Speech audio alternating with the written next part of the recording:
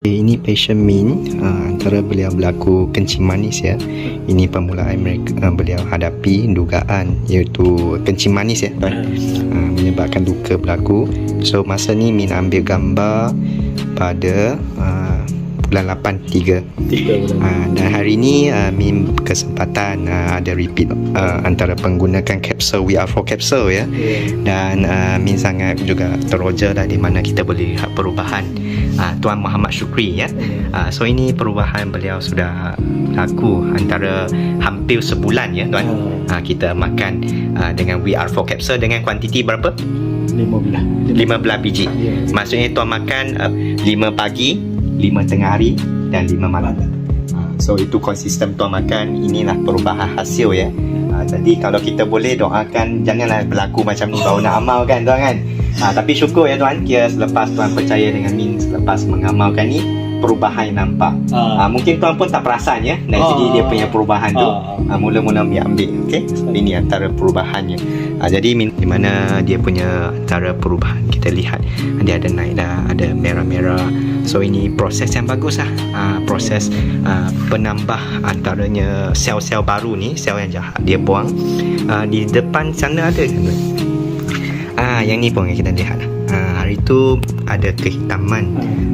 Kalau tidak kan tuan, kalau tak ambil awal mungkin dia akan masuk ke maksudnya daging-daging tu akan bernanah okay? Ataupun sampai ke tulang. Itu bahaya. So inilah antara VR4 capsule yang tuan amal. Okay? So saya sarankan. Ada apa pesanan kepada mereka yang menonton video? So jaga-jaga lah. Ya. Maksudnya tuan terkena ni, kenapa tuan boleh terkena sebagai penyakit yang berlaku luka ni? Bagaimana tuan terkena mula-mula? Mula-mula ni makan manis lah. Buah pisang, buah nangka, buah cempedak. Okey. Dia benda tu kan manis. Okay. Dia sejuk, dia manis. Okey. Jadi kecil manis ni dia tak boleh lah. Maksudnya tak pantang dari segi buah. Buah pun dia terjadi ya. Terjadi. Tapi minuman tu contoh ada minum air gula ke? Tak jarang minum lah. juga tapi tidaklah semanis. Sebab tuan ada simptom kencing manis. Dan tuan mengambil buah-buahan mungkin bisa lah buah-buahan tu. So secara tak sengaja terkena ini kan. Kira berapa lama kira masa luka sebelum ni jumpa? Masa proses dia ada 3 minggu. 3 minggu. 3 minggu tu dia hitam dulu.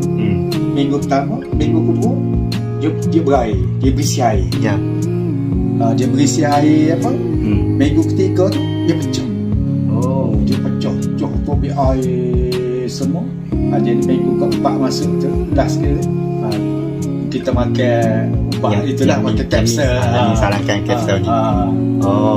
Maksudnya dalam minggu ketiga tu baru jumpa Min. Minggu keempat dalam fasa mengambil. So sekarang dia punya perubahan ni. Okey. Jadi saya menyerulah kepada rakan sebagai langkah awalan kita kena jaga dulu, okey, untuk elakkan daripada.